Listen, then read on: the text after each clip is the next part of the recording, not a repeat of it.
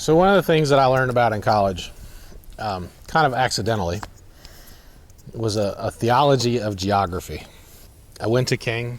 I have a degree in Bible and religion, and I spent the first semester of my senior year in Baltimore working at an inner city Habitat affiliate. And one of the things, among others, that I learned there was this idea of the church in a place. And one of the things that I love about our church is that we're a neighborhood church. We're here. We have a building that works, that allows us to be neighbors to the people around us.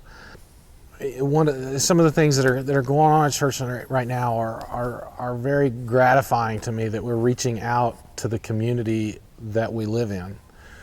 You know, we work with students over at Fairmount, where my kids go to school. We have a number of families that live in this neighborhood, and someone wrote a history of First Pres that in the 1970s. And they used to give it to all the new members, and I went and found it after I found out about it. There's a copy in the church library. It's called A Long Communion, and it goes back to it tells the first 100 years of the church's history. The church was originally more in downtown Bristol, and in about 1950, the church decided they had outgrown their space. But they decided to move here on purpose because they wanted to be in this neighborhood. And I believe that when we moved back here 6 years ago now, we decided that we wanted to be in this neighborhood, that we wanted to live where we go to church, we wanted to live where our kids go to school, we wanted to live near the people that we know, and we wanted to learn how to be neighbors. That's something that we need to be mindful of. As a church congregation, is that this church is in this place for a reason. This is an amazing community around us. It's mixed income, but there are people here that have great wealth, and there are people here that need help. And I'm excited by the idea that we can reach out to both of those groups, that we can help those that need them, that need help, and that we can invite them to be part of our community. And this building will allow us to do that.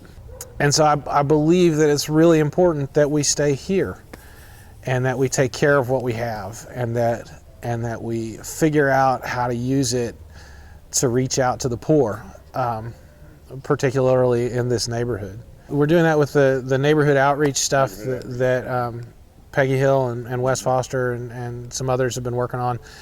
And then we're also doing it with the folks that with Family Promise, where folks stay over, and I would like us to do more of that. We did have for a while the Boys and Girls Club, and there is a need for affordable childcare. We have a facility that can be used for that. The Scouts use this building. You look at the calendar, and there are things that go on through this week. Katie and Brad Arnold's ministry to the youth of this community reaches far beyond the kids that go to our church. And they need this space to do that. I dearly want us to recognize that we are a neighbor, that we're here for a reason, that we have a place to be, that God has called us to be, and that our responsibility is to figure out how to follow that calling in His service and to His glory. In the past few years, it actually happened before I came back here, that the church worked real hard and came up with a good plan to bring the heating and cooling of the church into the 21st century. There was a large portion of the building that was not heated or cooled, and that was a real problem for its use year round. And so I think it was a good choice to go ahead and do that. Unfortunately, there's some debt that needs to be retired.